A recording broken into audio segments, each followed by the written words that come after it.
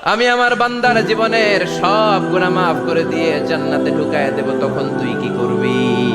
লাগফিরান্না লাহুম মা দামু ইস্তাগফিরুনি। যতক্ষণ আমার বান্দা আমার কাছে ক্ষমা চাইবে, আমি আমার বান্দার জীবনের সব গুনাহ মাফ করে দেব। সুবহানাল্লাহ পড়ে। এজন্য রাব্বুল আলামিন বলেন, ইয়া আইয়ুহাল্লাযীনা আমানু তুবু ইলাল্লাহি তাওবাতান নাসুহা। তওবার মতো তওবা করো। তওবার মতো তওবা করলে যত বড় অন্যায় হোক, পাপ হোক, গুনাহ হোক, সব গুনাহ মাফ করে দিতে পারে কে? সাইয়েদনা আদম আলাইহিস সালাম ভুল করলেন, শত শত বছর কাঁদলেন। আল্লাহ বললেন, ও আদম, কিছু বাক্য তোমারে শিখিয়ে দেই, এই বাক্য দিয়ে তুমি আমার কাছে তওবা করো, তোমার তওবা কবুল করে নেব।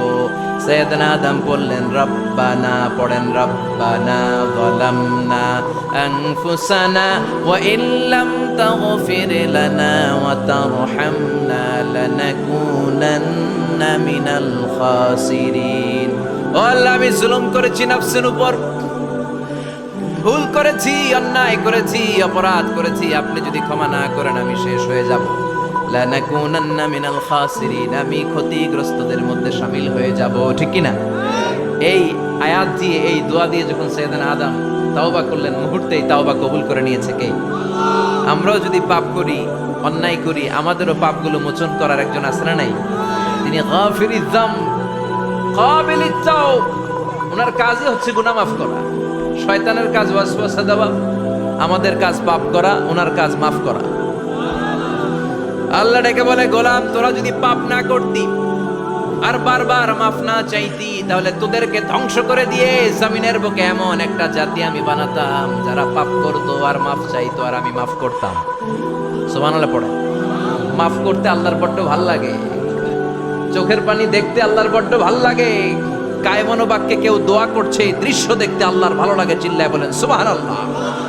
এজন্য পাপ আমাদের যত বড় হোক, আমাদের জন্য মাফ আছে না নাই? দুইটা সময়ে তাওবা কবুল হয় না। এক নাম্বার হলো বাদাল গারগারা, মালাকুল মাউতকে দেখে ফেলেছেন, রূহ ধরে টান দিবে, তখন তাওবা করলে কবুল হবে। আরেকটা হচ্ছে বাদা তুলুই শামসি মিন মাগরিবিহা, কিয়ামতের আগ দিয়ে সূর্য আর পূর্ব দিক থেকে উদিত হবে না, এটা পশ্চিম দিক থেকে উদিত হবে, তখন তওবা করলে কবুল হবে। তখন তওবার দরজাকে বন্ধ করে দিয়েছে কে? এজন্য আমরা যে কোনো পাপই করি না কেন, পাপ হয়েই যেতে পারে, আশা হারানোর কারণ নাই। Never lose hope, never give up. মুমিন কখনো আশা হারায় না, মুমিন কখনো নিরাশ হয় না। মুমিনের আশা ভরসা একটা সত্তার উপরে, চিৎকার করে বলতে হবে, তিনি কে? এজন্য পাপ হওয়ার সাথে সাথে আমরা তওবা করব কার কাছে? বিশ্বনবী বললেন, কিছু কিছু কাজ আছে, এগুলো হয়ে যাওয়ার পরে দেরি করা যায় না। এক নম্বরে নামাজের ওয়াক্ত হলে দেরি করা যায় না, ঠিক কিনা? সালাত কায়েম করো, সালাত কায়েম করো, হবে সম্মানী তুমি, হবে জান্নাতি তুমি, হবে সম্মানী তুমি, হবে জান্নাতি তুমি। দিবে কাল হাসরে শীতল ছায়া আরশে আজিম, রব্বিয়াল আলা, রব্বিয়াল আযীম, রব্বিয়াল আলা, রব্বিয়াল আযীম। সুবহানাল্লাহ পড়ে। নামাজের সময় হওয়া মাত্র দেরি নাই। তাজহিজুল মাইয়িত, মারা গেলে লাশ রেখে দেয়া যায় না, তাড়াতাড়ি দাফন করে দাও। নামাজের সময় হলে নামাজ পড়ো, দেরি করো না। মানুষ মারা গেলে দাফন করতে দেরি করো না। বান্দা যদি পাপ করে ফেলে, তওবা করতে দেরি করো। এজন্য পাপ করার সাথে সাথে তওবা করার দরকার আছে না নাই? এখন তওবা যে করব, কোন সিস্টেমে করব? কোন সিস্টেমে?